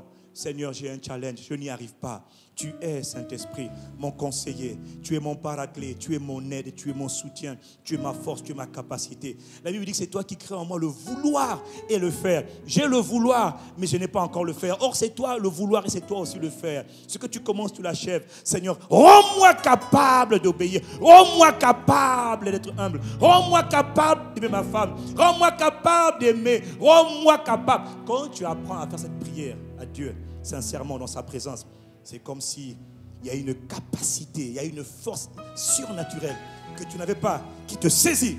Ce que tu ne peux pas faire, maintenant tu peux le faire. Pourquoi? Tu vois que ce n'est pas toi, c'est sa grâce en toi. Tout ce qu'il te demande, c'est consulte-moi. Invoque-moi, je te répondrai. Invoque-moi. Call unto me, appelle-moi et je ferai. Venez à moi, vous qui êtes fatigués et chargés. Je vous donnerai du repos. Toi, tu es fatigué, tu es chargé, tu es en train de continuer à augmenter les charges. Ça ne marchera pas. Confie-toi en Dieu. Quand tu as des challenges, tu n'arrives pas à obéir à Dieu, frère, confie-toi en Dieu. Il peut y avoir des moments où ça devient comme une oppression démoniaque. Tu n'arrives plus à faire le bien. À ce moment-là, le même Seigneur en qui tu te confies va créer les moyens de te libérer. Oh, quelqu'un me dit Amen. Tout ça pourquoi? Parce que tu as eu une démarche sincère. Tu es allé devant Dieu, tu as dit Seigneur, j'ai besoin d'aide. Et il t'a accordé son aide. Quelqu'un me dit Amen.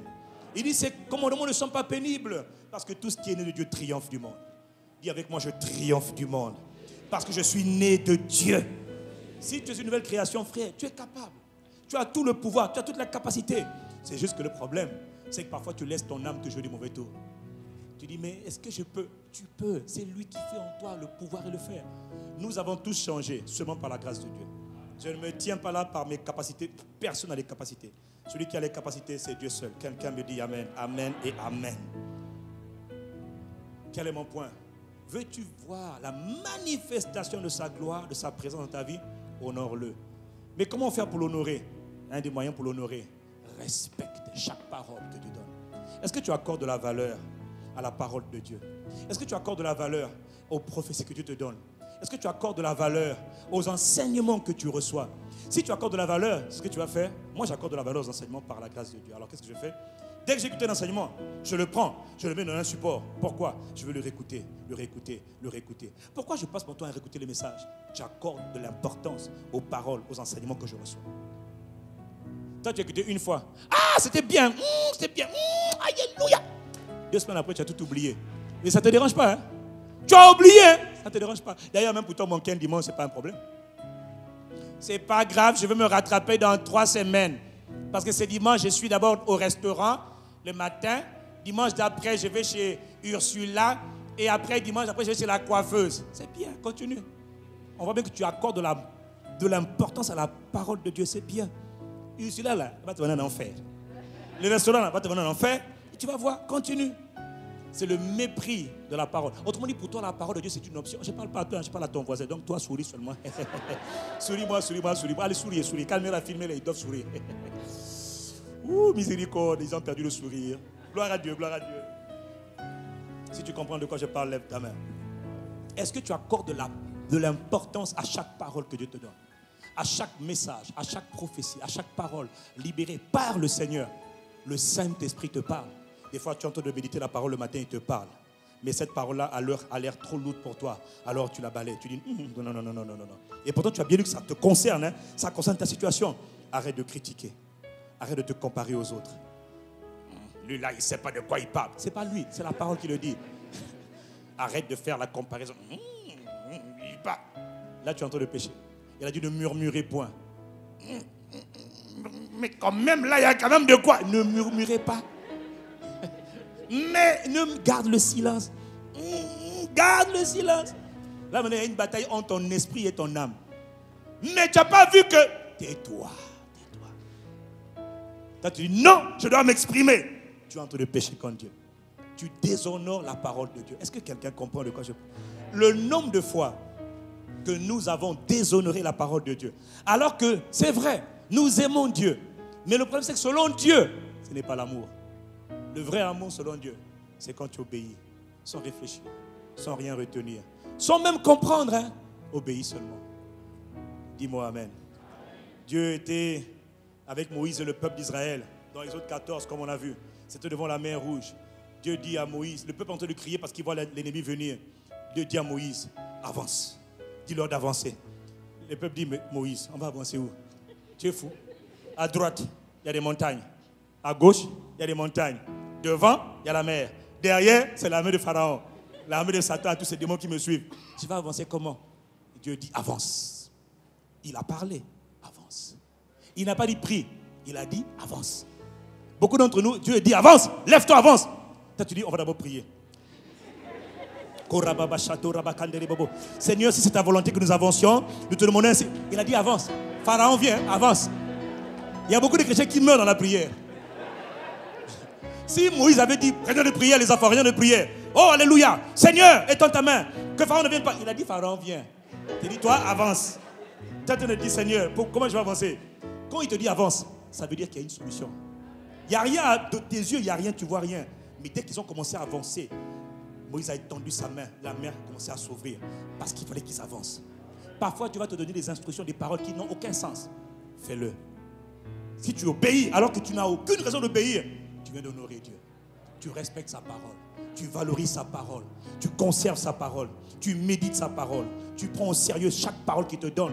Frère, cela, Dieu dit, tu viens de m'honorer, je t'honorerai. Dis-moi amen. Mais il y a plein de choses que moi, par la grâce de Dieu, l'Esprit me dit de faire. Je n'ai pas envie. C'est trop dur pour moi. Mais je n'ai pas le choix. Il me dit avance, Seigneur. Avancez là-bas. Après on va encore dire que Castadou là, je dis Seigneur, papa Mawako, Seigneur, aide-moi.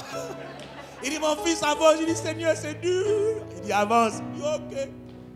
Là commence à m'insulter. Je dis ok, je t'avais dit, hein. Ok. Il dit meurs à toi-même. Je dis Seigneur, je suis déjà mort, hein. Ok. Bon, je ne vous dis pas tout, mais c'est dur, hein. L'obéissance à Dieu là, frère. Mais elle paye. Elle paye, elle paye. Quelqu'un me dit, ça paye d'honorer Dieu. Quand Dieu dit avance, avance. Beaucoup de gens sont morts dans les réunions de prière parce que ce n'était pas le temps de prier. Et ils ont commencé à prier. Dieu dit parle. Toi tu es en train de prier. Il n'a pas dit de prier, il a dit de parler. Et toi tu es en train de prier. Au nom de Jésus je prie. Non, dis seulement un mot et les choses vont se faire. Je suis en train de vous demander, juste apprenons à développer une attention particulière à chaque parole que Dieu donne. Ça peut être là dans ce message, ça peut être à la maison quand tu lis la Bible, quand tu lis un livre, quand tu écoutes un message à la télévision, dans une télé. Écoute ce que Dieu dit et pratique ce que Dieu dit. Respecte ce que Dieu dit. Ça veut dire que tu es en train d'honorer la présence de Dieu. Dis-moi amen. Quand il a dit dans Exode chapitre 14, quand il a dit ne craignez rien. Est-ce que tu sais que si le peuple avait continué, ils se sont arrêtés, ils se sont calmés. Il a dit n'ayez pas peur. N'ayez pas peur, ne craignez rien. Si le peuple avait continué à avoir peur, Dieu n'aurait pas pu travailler avec eux. Dieu n'aurait pas pu faire tous les prodiges, les miracles qu'il a fait s'ils avaient eu peur. Tu sais pourquoi? Voilà pourquoi Dieu dit n'aie pas peur. Quand Dieu te dit n'aie pas peur, pourquoi tu as peur? Tu te dis non mais Dieu comprend ma peur. Il ne comprend pas ta peur, frère. Dieu habite en toi. Il est avec toi et tu as peur. Et tu dis avance. N'aie pas peur. Ne craignez rien. Et là Dieu dit encore ce matin à quelqu'un, ne crains pas. N'aie pas peur du passé, de l'avenir, du présent, de tes amis, de tes parents. N'aie peur de rien. Refuse toutes les formes de peur. Refuse la peur. Tu sais pourquoi? La peur peut te neutraliser. La peur va te détruire. La peur va te pousser à désobéir à Dieu. Quand Dieu dit, mon peuple, mon enfant, n'aie pas peur, ce n'est pas un encouragement, hein? C'est un ordre. Parce que c'est que les soldats qui ont peur, ils quittent les rangs. Pendant la guerre, l'ennemi, on va... monsieur l'ennemi, calmez-vous. En fait, c'est le pasteur Kassoni qui m'a appelé. Moi, j'étais ce moment-là. Je suis venu à ICC par hasard. Laissez-moi aller dans mon église habituelle. Va! Nous, on est au froid, mon gars. Pour la guerre. Quelle peur? Comment on fait pour avoir peur? Je ne sais pas. Je refuse la peur. La peur. Est-ce que tu sais que... quelqu'un me dit, je refuse la peur. Toutes les formes de peur ne peuvent pas te tenir. Tu les rejettes. Si c'est un esprit, on le chasse. Il y en a tellement qui sont oppressés par des esprits de peur. Chasse-les. Ils ne peuvent rien te faire. Oh, mais un sorcier. Mais est-ce que le sorcier, c'est un facteur? Depuis quand un sorcier, un grand maître sorcier devient un facteur pour toi? Mais Dieu habite en moi. Et il est avec moi. Il a dit, si Dieu est pour vous, si Dieu, le propriétaire de l'univers, est pour toi, mais qui va être contre toi? Ah mais Satan est où? Mais il n'est pas un facteur. Il est venu tenter Jésus. Jésus lui a dit, comme il sait qu'il ne peut pas le battre, et lui vient le séduire. Si tu es fils de Dieu, fais ceci, fais cela. Jésus lui dit, dégage. Alors on l'a connu. Pat, la Bible dit qu'il s'éloignait. On m'a chassé. Dégage! Oh. Alors, il faut toujours être rempli de l'esprit. Parce que quand tu es rempli de l'esprit, papa, c'est le Saint-Esprit de courage, d'audace, de foi, de courage qui te remplit. Quelqu'un me dit amen. Pourquoi je parle de la peur? Le Saint-Esprit m'a dit que beaucoup d'entre nous, nous sommes encore minés par la peur. Exactement comme les enfants d'Israël. Dieu avait un projet, Dieu avait un dessein. Dieu avait des ennemis qui voulaient massacrer, qui voulaient écarter. Mais pour ça, il a besoin que son peuple se lève et son peuple lui fasse confiance pour aller terroriser les ennemis et récupérer le pays promis, récupérer la terre promise. Mais le peuple de Dieu en question aussi, ils sont arrivés, ils sont allés explorer le pays dans Nombre 13 et puis ils sont revenus, ils ont dit le pays là on l'a exploré pendant plusieurs jours, pendant 40 jours.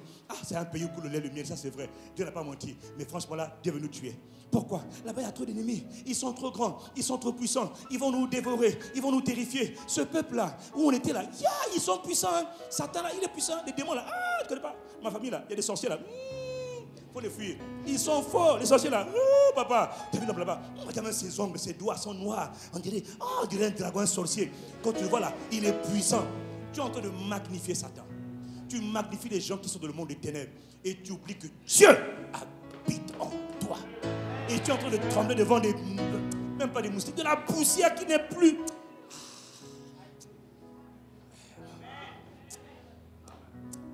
Et tu vois, c'est un déshonneur pour Dieu. Dieu est en toi. Hein? Tu te dis, il me fait peur, il me fait peur.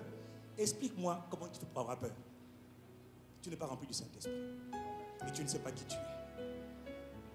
Quelqu'un me dit, aïe. Dieu dit, si tu as peur, la peur va te paralyser, va te pousser à désobéir à Dieu. Regardez, et le peuple, je parle de la peur parce que l'Esprit de Dieu m'a dit de parler de la peur. Je ne sais pas pourquoi. Il m'a dit, parle de la peur ce matin. Beaucoup de gens n'arrivent pas à rentrer dans leur destinée parce qu'ils ont peur. Peur. Toutes les formes de peur, tu les refuses, tu les rejettes. Regarde, quand ils ont entendu le rapport, ils ont dit, le pays là-bas, c'est un pays qui dévore ses habitants. Au Congo là, il y a des gens qui sont puissants. Leur nom est puissant, leur ethnie est puissante. Il y a certains coins du Congo là. Mon gars, là-bas, tu vois, on se transforme en dragon, en léopard. Les gens sont mystiques, hein, ils sont puissants. Et vous en parlez, et vous les magnifiez, et vous vous diminuez. Est-ce que quelqu'un comprend de quoi je parle? Il y a certaines régions où là-bas, en tout cas, c'est des rois du fétiche. Quel roi du fétiche? Moi, je suis sur la terre. Je lève ma main vers le ciel. Sans faire exprès, je domine. Partout où je vais, c'est-à-dire, je ne vois même pas qui. C'est-à-dire, parfois, je dis, mais est-ce qu'il y a quelqu'un qui peut me tenir? Il a dit, celui qui est en vous est plus grand que celui qui est dans le monde. Il est Dieu. Et vous le minimisez comme ça. Et vous magnifiez l'ennemi. Et vous méprisez la présence de Dieu. C'est du mépris de la présence de Dieu que de glorifier les œuvres du diable et de minimiser l'œuvre de Dieu. C'est du mépris. Est-ce que quelqu'un me suit?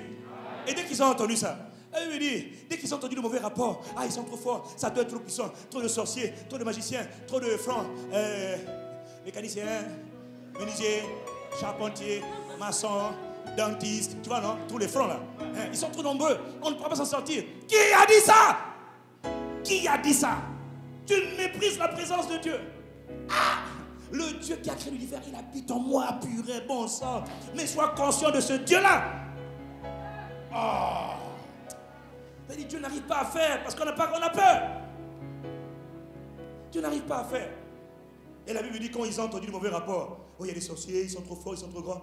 Et puis, alors maintenant, la Bible dit, Nombre 14, verset 1, toute l'assemblée éleva la voix et poussa des cris. Toto, quel cri là? Des cris bêtes comme ça là. Il poussa des cris. Et puis, la Bible dit, le peuple pleura pendant la nuit. On veut nous tuer. On veut nous tuer. Ils sont trop forts. Il y a des gens qui pleurent pour rien. La Bible dit pleurer avec ceux qui pleurent. Mais pas n'importe quel pleur. Il y a des gens qui pleurent de peur. Quand tu vas pleurer, tu as peur. Moi aussi je pleure la peur tous les deux. On pleure avec ceux qui sont endeuillés. On va pleurer avec les totos. Ils pleurent pour rien. Ils pleurent pour rien. Tu pleures aussi pour rien. Il n'a pas dit de pleurer avec ceux qui pleurent de peur. C'est quand quelqu'un il pleure parce qu'il a peur. Tu dis, mon gars, réveille-toi. Dieu habite en toi. Arrête de nous déshonorer. Dis-moi amen.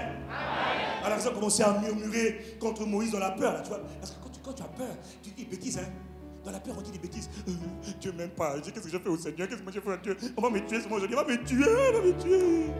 Alors la Bible dit, ils ont tellement eu peur, ils ont commencé à parler des bêtises, ils murmuraient, ils voulaient lapider ce que Dieu avait appelé. Alors la Bible dit, l'Éternel se mit en colère. Verset 11, l'Éternel Dieu dit à Moïse, tu vois, Dieu est blessé, Dieu est attristé. Dieu dit à Moïse, parce qu'il a vu son peuple avoir peur, il te voit avoir peur. Écoute ce que Dieu te dit ce matin. L'Éternel dit à Moïse, jusqu'à quand, toi mon peuple, tu vas me mépriser? Jusqu'à quand ce peuple va-t-il me mépriser? Jusqu'à quand ce peuple ne croira-t-il pas en moi? Jusqu'à quand tu ne croiras pas en lui?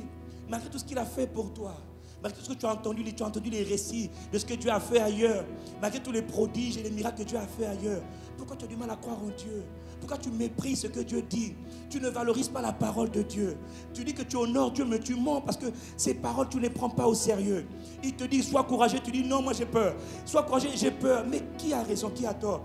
Qu'est-ce que tu veux qu'il fasse? Il veut t'utiliser, mais tu es là, je ne peux pas. Mais qui t'a dit que tu peux? Tu ne peux rien faire par toi-même. C'est-à-dire par la force, ni par tes efforts, mais c'est par mon esprit, dit l'Éternel. Alors prends courage, appuie-toi sur mon esprit, dit le Père, et je veux te faire triompher. Toi tu dis non, ton esprit ne peut pas m'aider, personne ne peut m'aider. Moi je dois seulement mourir.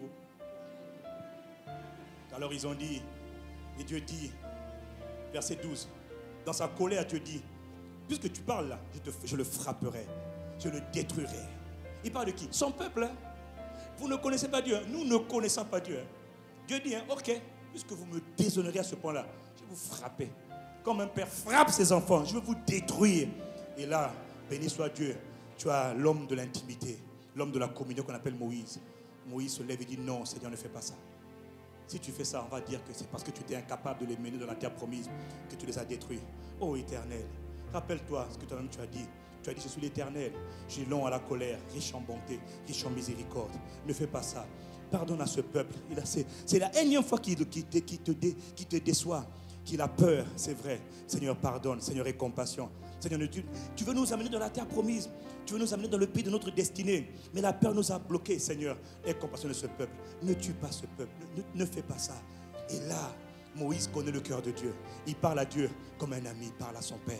Comme un fils parle à son père. Parce qu'il connaît le cœur de papa. Il sait que dans le cœur de Dieu, Dieu n'a pas envie de détruire. Mais Dieu est tellement triste et rempli de colère devant l'attitude de son peuple. Dieu est furieux. Et Moïse arrive à calmer la colère de Dieu. Ça, c'est les vrais adorateurs. Il arrive à calmer la colère du Père. Dieu dit à Moïse, ok Moïse, tu as raison, je pardonne, mais je suis l'Éternel. Je suis vivant. Et la terre entière sera remplie de ma gloire. Moïse, je te préviens. Tous les gens qui ont parlé contre moi là, ils ont murmuré contre moi. Je te dis Moïse, ils ne verront pas la terre promise. Ils vont mourir dans le désert. Ceux qui étaient appelés à faire des grandes choses, des grands exploits avec Dieu, le peuple de Dieu, et on va mourir dans le désert de la misère, la médiocrité, la désobéissance, la rébellion, dans le désert de l'insignifiance, de l'indifférence. Pourquoi? Parce qu'ils ont eu peur. Quand Dieu avait dit n'ayez pas peur. Frère, dis avec moi, je refuse d'avoir peur.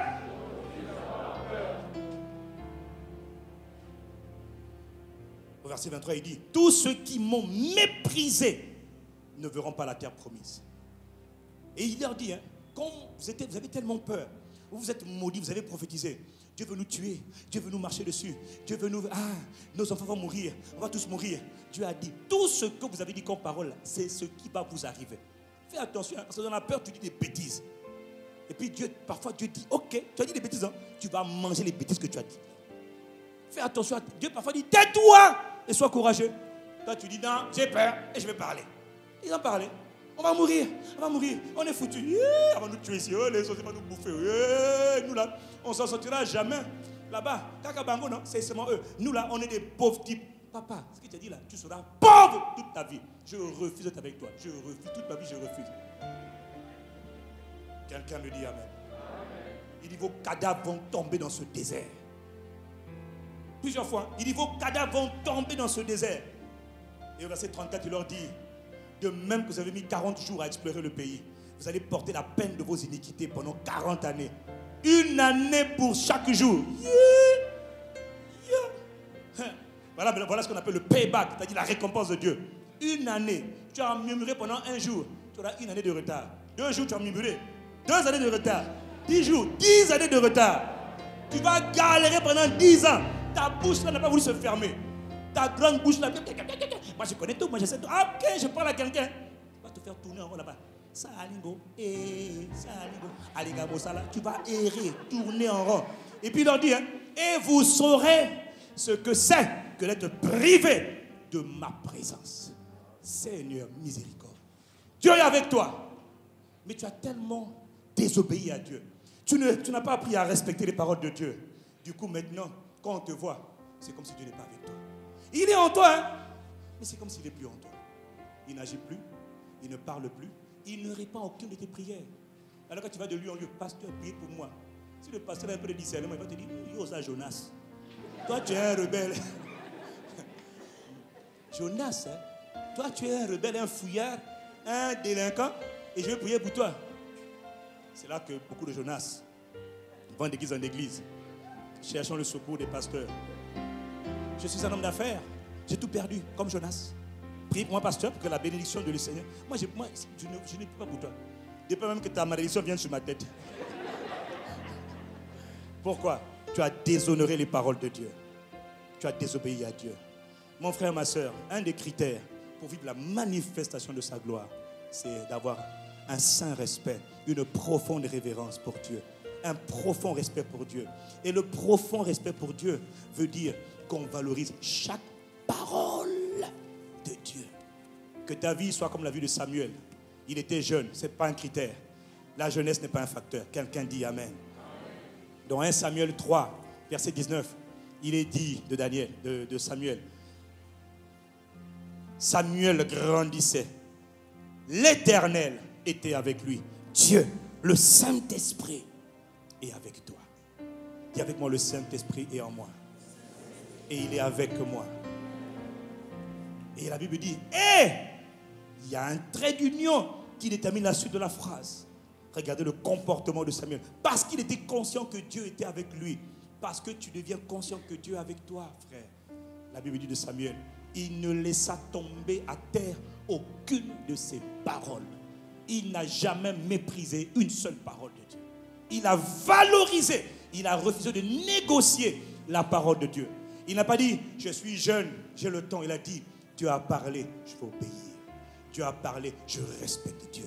Parce que je comprends que dans cette affaire-là, il y a toute ma vie. Il y a la vie de mes enfants, des petits-enfants qui en dépendent. Je décide d'obéir à Dieu. Je dis, de notre génération-là, vont sortir des petits-enfants qui vont impacter favorablement, grandement leur génération. Parce que nous aurons appris à développer une sainte, une profonde révérence pour la présence de Dieu. Il n'est pas au ciel, il est en moi, il est avec moi. Il est en moi, il est avec moi. On l'appelle l'Esprit de Dieu. On appelle encore Dieu le Saint-Esprit. Dis-moi Amen. Et c'est parce qu'il ne laissait tomber à terre aucune des paroles de Dieu que la Bible dit, tout Israël, depuis Dan jusqu'à Beersheba, reconnut que l'Éternel, et Samuel plutôt, était établi prophète de l'Éternel. Je te dis que tout le Congo, toute l'Afrique, tout le monde entier, parce que tu marches avec Dieu, parce que tu respectes chaque parole de Dieu, je te dis que partout, on reconnaîtra que l'Éternel est avec toi. On reconnaîtra que l'Éternel est établi. On reconnaîtra, frère. Ne regarde pas ton âge. Ne regarde même pas là où tu habites. Je te dis, honore seulement Dieu. Honore la parole de Dieu. Respecte la parole de Dieu. Je te dis que ton éclat va dépasser les frontières du Congo. On ne parlera, partout tu passeras en train, ces gens-là sont bizarres. On parlera de toi. On ne regardera même pas à ta taille, ton âge, ta grâce, ta face, ta race. On regardera seulement la gloire de Dieu qui va se manifester. Pourquoi? Parce que tu auras eu à cœur d'obéir à Dieu, d'aimer Dieu, d'honorer Dieu. Qui? L'Esprit de Dieu. Il est en toi. Il est avec toi. Il te tient par la main. N'aie pas peur. Considère chacune des paroles de Dieu. En écoutant les enseignements, en méditant la parole, en lisant des livres chrétiens, laisse Dieu te parler. Et quand Dieu t'a parlé, écris ce que Dieu t'a dit. Valorise ces paroles. De temps en temps, consulte les paroles. Regarde ce que Dieu t'avait dit hier. Regarde où tu en es aujourd'hui. N'oublie pas ce que Dieu t'a dit. Samuel ne laissait pas tomber aucune. Il ne laissait tomber aucune des paroles. Il respectait chaque parole de Dieu. Si le chef de l'État te parle, il t'appelle pour un rendez-vous, il te donne des instructions qui sont fermes. Imagine-toi, une semaine après, le chef de l'État te dit, où en êtes-vous? Monsieur le Président, je suis désolé, j'ai oublié ce que vous m'avez dit la dernière fois. Tu as oublié? Ah, d'accord. Tu as oublié, hein? Ok. Oui, monsieur le Président, vous pouvez répéter ce que vous m'avez dit la dernière fois finalement? Ah, je vais te répéter. Ok. Quelqu'un me dit aïe seulement. Incline la tête avec moi. Mon frère, une des clés pour vivre la manifestation de la gloire de Dieu, c'est la révérence à donner à Dieu. Donnons-lui l'honneur qui lui est dû. Apprends à respecter chaque parole de Dieu. Nous te rendons grâce, Père, nous te remercions, nous te bénissons. Tu es présent. Nous t'avons méprisé pendant tellement longtemps, de tellement de manières. Incline ta tête là où tu es. Je n'ai pas le temps de faire un appel au salut, mais incline la tête là où tu es. Notre Père et notre Dieu, nous te supplions. Nous venons devant toi, nous nous tenons devant toi plutôt avec des cœurs sincères, car tu sais toutes choses, tu sais de quoi nous sommes formés. Nous te demandons pardon pour nos transgressions, pour nos fautes. Nous te demandons pardon pour nos erreurs, nos bêtises, nos folies, notre stupidité. La Bible dit que la folie est attachée au cœur de l'enfant, c'est vrai. Parfois, nous sommes fous dans notre manière de nous comporter. Nous sommes fous, nous avons été fous dans notre manière de considérer Dieu et sa parole. Nous ne comprenons même pas ce que nous faisons, nous ne comprenons même pas ce que nous disons. Père, nous te supplions, nous sommes ton peuple, nous sommes le troupeau de ton pâturage. Tu es notre berger, tu es notre papa. Tu as quitté le ciel par le Saint-Esprit et tu es venu habiter en nous. Voilà pourquoi, cher Saint-Esprit, nous nous humilions, nous te demandons vraiment, sincèrement pardon. Pardonne-nous de t'avoir offensé, méprisé. Vraiment méprisé tes paroles. À tellement de fois tu as parlé, nous avons négocié avec ta parole. Nous avons mis en doute la parole de Dieu. Nous avons balayé la parole de Dieu d'un revers de la main. Au lieu de nous courir, comme Abraham, de courir pour appliquer, pour obéir à la parole de Dieu, nous avons traîné pour différer l'obéissance à la parole, la mise en pratique de la parole. Nous nous sommes dit des fois, je vais encore attendre un peu de temps. Je vais vivre encore un peu de temps, le temps de vivre un peu ma vie. Et puis après, je donnerai ma vie à Jésus. Toutes sortes de raisonnements futiles et stupides de notre part. Seigneur, tu sais de quoi nous sommes formés. Nous sommes tes enfants. Nous te supplions de nous pardonner, Père. Est-ce que nous avons des excuses? Non, nous n'avons aucune excuse. Même les mots, nous n'avons pas de mots. Nous te supplions. Nous sommes ton peuple. Nous sommes tes enfants. Pardonne-nous, Père, pour nos péchés, nos transgressions. Pardonne-nous pour nos fautes, nos iniquités. Pardonne-nous vraiment. Pour nous et nos enfants, pardonne-nous. Nous ne comprenions même pas que le fait de craindre Dieu a des bénéfices, a des avantages pour nos petits-enfants. Même pas seulement pour nous, mais pour nos petits-enfants. Nous n'avons pas su valoriser la parole de Dieu. Or, tu nous as dit que si nous voulons que ta présence soit manifeste, nous devons honorer Dieu. Et honorer Dieu, le Saint-Esprit, c'est honorer chaque parole que l'Esprit de Dieu nous donne. Par les enseignements, par les prophéties, par les lectures, par les méditations. Dieu parle, mais nous n'en faisons aucun fi. Nous repentons collectivement comme une seule église. Nous repentons pour chaque parole que tu as donnée, que nous n'avons pas appliquée, que nous n'avons pas respectée, que nous n'avons pas valorisée. Chaque instruction, chaque direction, chaque prophétie que tu as donnée, Seigneur Saint-Esprit, que nous n'avons pas appliquée, nous nous repentons, nous te demandons pardon. Papa, vraiment pardonne-nous. Nous avons péché, nous avons fait ce qui est mal à tes yeux. Je prie pour mon frère, je prie pour ma soeur, je prie pour nos enfants aussi, Père. Nous te supplions, aie compassion, pardonne-nous. Tu es le Seigneur notre Père, tu es lent à la colère, tu es riche en miséricorde, tu es riche en bonté. Ta patience n'a pas de fin, ta miséricorde elle n'a point de limite, Père. Nous te supplions, pardonne-nous. Regarde, nous nous repentons ce matin, nous te supplions, Père, nous te supplions pour nous et pour nos enfants. Nous te supplions même pour notre nation, aie compassion de nous, Père. Mais d'abord, nous prions pour nous qui sommes là, Père, nous que tu as appelés, tu as établis, nous qui étions supposés appelés à être des lumières, et celles de cette terre, les lumières de ce monde. Nous ne devons pas su briller comme des lumières à cause de nos fautes, à cause de notre mépris de la parole et de la présence de Dieu. Nous te supplions, Esprit de Dieu, nous te supplions, fais-nous grâce, nous te supplions. Pardonne-nous, Seigneur, purifie-nous, purifie chacun d'entre nous ici par le sang de Jésus. Lave-nous tous, nos cœurs ont besoin d'être lavés. Nous tous, autant que nous sommes, nous nous retrouvons dans ce message, nous te supplions. Il y a au moins une fois que nous avons méprisé, nous n'avons pas honoré la parole de Dieu. Au moins une fois nous avons abusé, nous n'avons pas considéré la parole de Dieu. Dieu n'est pas dans le ciel, Dieu est sur la terre et Dieu est en nous par le Saint-Esprit. Cher Saint-Esprit, c'est toi que nous avons méprisé. Nous te demandons de nous pardonner. Nous te supplions, Seigneur. Fais-nous grâce, Seigneur, fais-nous grâce. Nous sommes ton peuple et le troupeau de ton pâturage. C'est toi qui nous conduis. Nous ne pouvons pas conduire nos vies nous-mêmes. Nous avons besoin de toi pour conduire nos vies, Seigneur. Fais-nous grâce. Purifie-nous, lave-nous, sanctifie-nous, Père, dans le nom de Jésus-Christ. Tu es là et tu es présent par ton esprit, Père. Merci de nous purifier, de nous faire grâce. Et merci de nous accorder la capacité de développer, de marcher désormais, de vivre dans une profonde révérence envers Dieu, dans un profond respect vis-à-vis de Dieu. Accorde-nous cette grâce, Père, dans le nom de Jésus-Christ. Nous te disons merci, Père, parce que toi, tu as commencé cette œuvre en nous. Tu n'as pas attendu que nous soyons parfaits pour venir habiter en nous. Tu savais, Père. Alors nous nous repentons, nous nous humilions, nous reconnaissons nos fautes et nos transgressions. Et nous te disons merci pour la grâce que tu nous accordes encore. Il est bon d'être pardonné, il est bon d'être purifié, de relever et de continuer à avancer avec Dieu.